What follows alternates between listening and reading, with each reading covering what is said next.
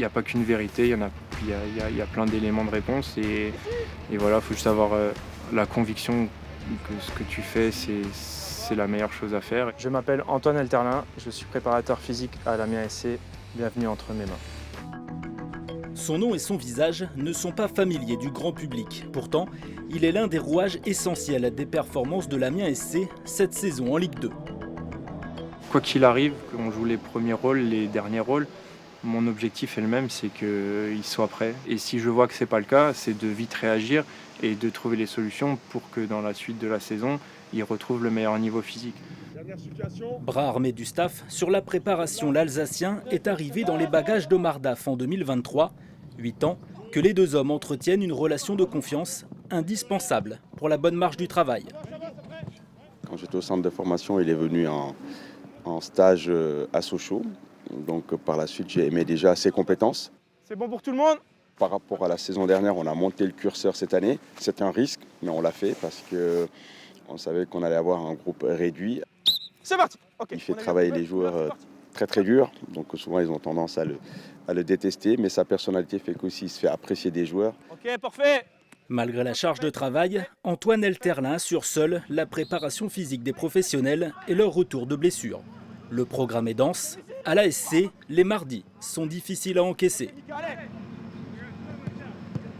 L'élément principal, c'est la séance terrain, mais avant ça, il y a une pré-séance, donc ça va se faire sous forme d'activation, souvent en salle.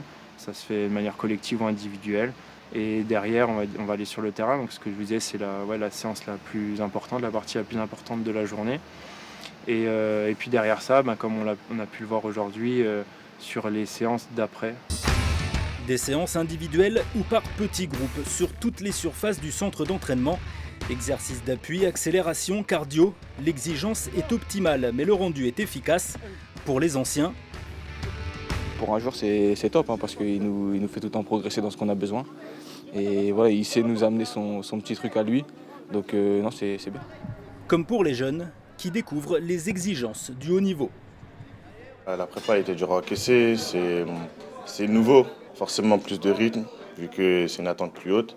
Après, au début c'était compliqué, mais au fur et à mesure, ça allait de mieux en mieux. Au centre, on travaillait physiquement, mais c'était plus long, moins intense, alors qu'ici c'est plus court et plus intense. Et ici on varie beaucoup entre les sprints, l'explosivité, etc. Un écart compensé par un état d'esprit de compétiteur. D'ailleurs, pour s'assurer que la jeune génération s'aligne sur le niveau des cadres, tous les joueurs sont équipés de GPS, un outil grâce auquel Antoine réalise un suivi personnalisé. Ça va combien tes données? Distant, j'ai fait 8 km. 8 km? Ouais. 31,4. C'est les capteurs qui mettent eux dans leur brassière pendant les séances, pendant les matchs. Alors on va avoir les distances parcourues, totales, par minute. On va avoir toutes les courses à haute intensité.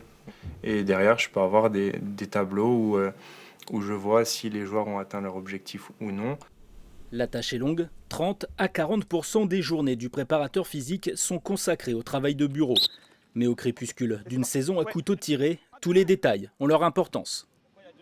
Quand on joue le maintien, là, il faut être en forme. Donc c'est lui qui essaye de soit gérer, nous mettre au repos quand il voit qu'on est fatigué, soit pousser un peu plus pour qu'on soit prêt le week-end. Être prêt pour se maintenir définitivement en Ligue 2.